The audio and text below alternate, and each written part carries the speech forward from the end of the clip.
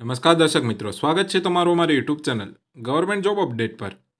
તો મિત્રો, આજના વિડીયોમાં વાત કરીશું જે નવી ભરતી અપડેટ આવેલી છે તેના વિશે આજના વિડીયોમાં ચર્ચા કરીશું। તો મિત્રો, આ જે નવી અપડેટ છે એ GSSSB એટલે કે ગુજરાત ગૌણ સેવા પસંદગી મંડળ તરફથી આવેલી છે। તો શું અપડેટ આવેલી છે એની વિગતવાર ઇન્ફોર્મેશન મેળવીએ। તો તમે અહીં જોઈ શકો છો, પેટા હિસાબનીશ સબ ઓડિટર વર્ગ 3 સર્વગની ફૂલ 116 જગ્યા અને હિસાબનીશ ઓડિટર પેટા તિજોરી અધિકારી અધિક્ષકમાં વર્ગ 3 સર્વગની ફૂલ 150 જગ્યાઓ સંયુક્ત સ્પર્ધાત્મક પરીક્ષા મારફતે સીધી ભરતીથી ભરવા માટેની પ્રક્રિયામાં પસંદગી યાદી તૈયાર કરવા માટે ઉમેદવારો પાસેથી ઓજસ વેબસાઇટ મારફત ઓનલાઈન અરજીપત્રકો મંગાવવામાં આવે છે। આ માટે ઉમેદવારે ojas.gujarat.gov.in વેબસાઇટ પર તારીખ 15/2/2024 2 કલાકથી તારીખ 1/3/2024 12 કલાક સુધી ઓનલાઈન અરજી કરવાની રહેશે।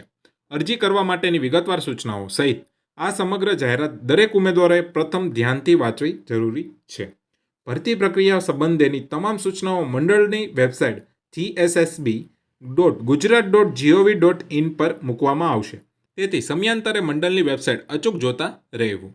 ઓનલાઈન અરજી કરતી વખતે ઉમેદવારોએ પોતાનું શૈક્ષણિક લાયકાત, વય, જાતિ તેમજ અન્ય લાયકાતના બધા જ અસલ પ્રમાણપત્રો હાલમાં પોતાની પાસે જ રાખવાના રહેશે અને અરજીપત્રકમાં તે પ્રમાણપત્રોમાં દર્શાવ્યા મુજબની જરૂરી વિગતો ભરવાની રહેશે। તો મિત્રો, અહીં સર્વગવાર જગ્યાની વિગતો નીચે મુજબ આપવામાં આવેલી છે। તેમાં જે પહેલી છે તે છે પેટા હિસાબની સબ ઓડિટર વર્ગ 3 છે, તેમાં ટોટલ 116 જગ્યાઓ છે। તેમાં કક્ષાવાર જગ્યાઓ જોઈએ તો બિન અનામત એટલે કે સામાન્યમાં ટોટલ 49 જગ્યાઓ છે। ત્યારબાદ આર્થિક રીતે નબળા વર્ગમાં 11 છે। સામાજિક શૈક્ષણિક પછાત વર્ગમાં ટોટલ 31 જગ્યાઓ છે। અનુસૂચિત જાતિમાં 8 જગ્યા છે। અનુસૂચિત જનજાતિમાં 17 જગ્યાઓ છે।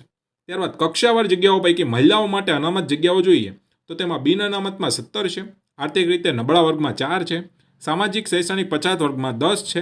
અનુસૂચિત જાતિમાં 2 છે। અનુસૂચિત જનજાતિમાં ટોટલ 6 જગ્યાઓ છે। ત્યારબાદ ફૂલ જગ્યાઓ પૈકી અનામતની વાત કરીએ તો માજી સૈનિકમાં ટોટલ 12 જગ્યા છે અને દિવ્યાંગમાં ટોટલ 5 જગ્યાઓ છે। ત્યારબાદ જે બીજી સર્વગ છે તે છે હિસાબની ઓડિટર પેટા તિજોરી અધિકારી અધિક્ષક વર્ગ 3 છે, તેમાં ટોટલ 150 જગ્યાઓ છે। તેમાં કક્ષાવાર જગ્યાઓમાં બિન અનામતમાં 63 છે। આર્થિક રીતે નબળા વર્ગમાં 15 છે। સામાજિક શૈક્ષણિક પછાત વર્ગમાં 40 છે। અનુસૂચિત જાતિમાં 10 છે। અનુસૂચિત જનજાતિમાં ટોટલ 22 જગ્યાઓ છે। ત્યારબાદ કક્ષાવાર જગ્યાઓ પૈકી મહિલાઓ માટેની વાત કરીએ તો બિન અનામતમાં 21 જગ્યાઓ છે। આર્થિક રીતે નબળા વર્ગમાં 5 છે। સામાજિક શૈક્ષણિક પછાત વર્ગમાં 13 છે। અનુસૂચિત જાતિમાં 3 છે। અનુસૂચિત જનજાતિમાં 7 છે। અને ફૂલ જગ્યાઓ પૈકી અનામતની વાત કરીએ તો માજી સૈનિકમાં ટોટલ 15 છે અને દિવ્યાંગ માટે ટોટલ 6 છે।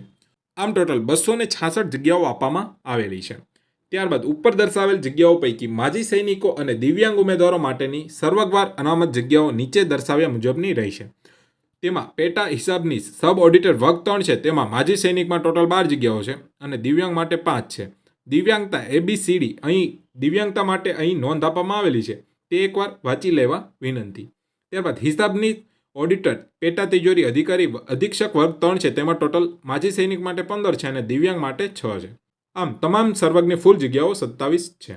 અહીં નોંધ આપવામાં આવેલી છે તે એકવાર ABCD જે દિવ્યાંગતા વ્યક્તિ છે તેના માટેની નોંધ છે, તે એકવાર જોઈ લેવા વિનંતી। ત્યારબાદ દિવ્યાંગ ઉમેદવારો માટે અહીં માહિતી આપવામાં આવેલી છે, તે એકવાર તમારે જોઈ લેવા વિનંતી।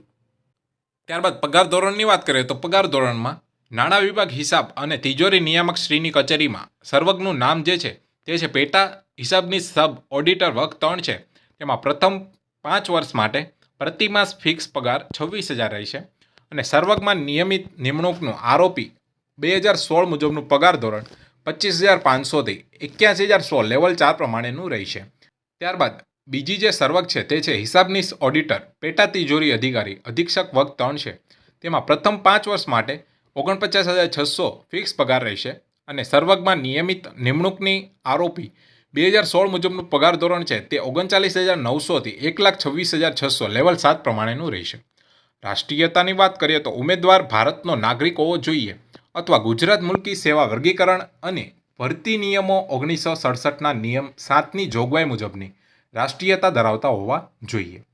વયમર્યાદાની વાત કરીએ તો જે સર્વગ છે તેમાં વયમર્યાદા અરજી સ્વીકારવાની છેલ્લી તારીખના રોજ ઉમેદવારની ઉંમર 20 વર્ષથી ઓછી નહીં અને 35 વર્ષથી વધુ ન હોવી જોઈએ. તો તમે આ ભરતીમાં એપ્લાય કરી શકો છો. ત્યારબાદ શૈક્ષણિક લાયકાતની વિગતો અહીં આપવામાં આવેલી છે, તો તમારે એકવાર જોઈ લેવા વિનંતી. ત્યારબાદ વયમર્યાદાની છૂટછાટની વાત કરીએ તો વયમર્યાદાની છૂટછાટમાં સામાન્ય કેટેગરીના મહિલા ઉમેદવારો માટે 5 વર્ષની છે. અનામત કેટેગરીના પુરુષ માટે 5 વર્ષ છે. અનામત કેટેગરીના મહિલા ઉમેદવારો માટે 10 વર્ષની છે. તેમાં મહત્તમ વયમર્યાદા 45 વર્ષની વયમર્યાદા છે. ત્યારબાદ સામાન્ય કેટેગરીના દિવ્યાંગતા ધરાવતા પુરુષ માટે 10 વર્ષ છે. સામાન્ય કેટેગરીના દિવ્યાંગતા ધરાવતા મહિલા ઉમેદવારો માટે 15 વર્ષની છે. ત્યારબાદ અનામત કેટેગરીના દિવ્યાંગતા ધરાવતા પુરુષ ઉમેદવારો માટે 15 વર્ષની વયમર્યાદા છે. ત્યારબાદ અનામત કેટેગરીના દિવ્યાંગતા ધરાવતા મહિલા ઉમેદવારો માટે 20 વર્ષની છે. ત્યારબાદ માજી સૈનિક ઉમેદવારો માટે વયમર્યાદાની છૂટછાટની વાત કરીએ તો ઉપલી વયમર્યાદામાં તેઓએ બજાવેલ ફરજનો સમયગાળો ઉપરાંત 3 વર્ષ સુધીની છૂટછાટ મળશે. ત્યારબાદ અહીં જે વયમર્યાદા છે તેની છૂટછાટની અહીં વિગતવાર માહિતી આપવામાં આવેલી છે, તે એકવાર જોઈ લેવા વિનંતી. ત્યારબાદ શૈક્ષણિક લાયકાત વયમર્યાદા અન્ય લાયકાત માટે નિર્ધારિત તારીખની વાત કરીએ તો જાહેરાત દર્શાવેલ બંને સર્વજ્ઞ ઉમેદવારોના કિસ્સામાં શૈક્ષણિક લાયકાત વયમર્યાદા ઉન્નત વર્ગોમાં સમાવેશ ન થતો હોય અંગેનું પ્રમાણપત્ર, આર્થિક રીતે નબળા વર્ગનું પ્રમાણપત્ર, જાતિનું પ્રમાણપત્ર અને અન્ય જરૂરી લાયકાત માટે 1/3/2024ની સ્થિતિને ધ્યાનમાં લેવામાં આવશે. ત્યારબાદ કોમ્પ્યુટરની જાણકારી હોવી ફરજિયાત છે. પરીક્ષા ફીની વાત કરીએ તો સામાન્ય વહીવટી વિભાગના તારીખ 31/1/2024ના પત્રમાં થયેલ જોગવાઈ મુજબ ગુજરાત ગૌણ સેવા પસંદગી મંડળ દ્વારા લેવામાં આવતી સીધી ભરતીની તમામ પરીક્ષાઓ માટે પરીક્ષા ફીનું ધોરણ નીચે મુજબનું છે. તો અહીં જે ભરતી પરીક્ષા છે તેની માહિતી આપવામાં આવેલી છે. તેમાં પ્રાથમિક પરીક્ષામાં બિન અનામત વર્ગ માટે 500 રૂપિયા છે અને અનામત વર્ગ એટલે કે તમામ કેટેગરીના મહિલા, સામાજિક અને શૈક્ષણિક રીતે પછાત વર્ગ, અનુસૂચિત જાતિ, અનુસૂચિત જનજાતિ, આર્થિક રીતે નબળા વર્ગ, દિવ્યાંગ અને એક્સ સર્વિસમેન ઉમેદવારો એટલે કે આ જે અનામત વર્ગના ઉમેદવારો છે તેના માટે પ્રાથમિક પરીક્ષામાં ફી છે તે 400 રૂપિયા રહેશે. ત્યારબાદ મુખ્ય પરીક્ષામાં બિન અનામત વર્ગ માટે 600 રૂપિયા છે અને અનામત વર્ગ માટે 500 રૂપિયા ફી રાખવામાં આવેલી છે. તો અહીં પરીક્ષામાં ઉપસ્થિત રહેનાર ઉમેદવારોને પરીક્ષા ફી પરત મળવાપાત્ર રહેશે. તો જે આ ફી છે તે તમે પરીક્ષામાં હાજરી આપશો તો તમને આ જે ફી છે એ તમને પરત આપવામાં આવશે. ત્યારબાદ અહીં જે ફી ભરવાની છે તે કઈ રીતના ભરવી તે અહીં વિગતવાર માહિતી આપવામાં આવેલી છે, તે એકવાર જોઈ લેવા વિનંતી. ત્યારબાદ અરજી કરવાની રીત છે તે અહીં આપવામાં આવેલી છે કે ojas.gujarat.gov.in વેબસાઇટ જે છે તેના પર જઈને તમે આ જે ભરતી છે તેમાં અરજી કરી શકો છો. તો અહીં જે અરજીપત્રક ભરવાનું છે તેની સ્ટેપ બાય સ્ટેપ જે ઇન્ફોર્મેશન છે તે અહીં આપવામાં આવેલી છે. તો તમે અહીંથી જોઈને તમે તમારું જે અરજીપત્રક છે તે તમે ભરી શકો છો.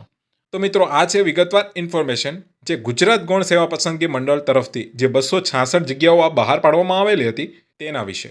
ઇન્ફોર્મેશન ગમી હોય તો વિડીયોને લાઇક કરો અને ચેનલને સબસ્ક્રાઇબ કરો. ફરી મળીશું એક નવા વિડીયો સાથે. ત્યાં સુધી ગુડ બાય, ટેક કેર, જય હિન્દ.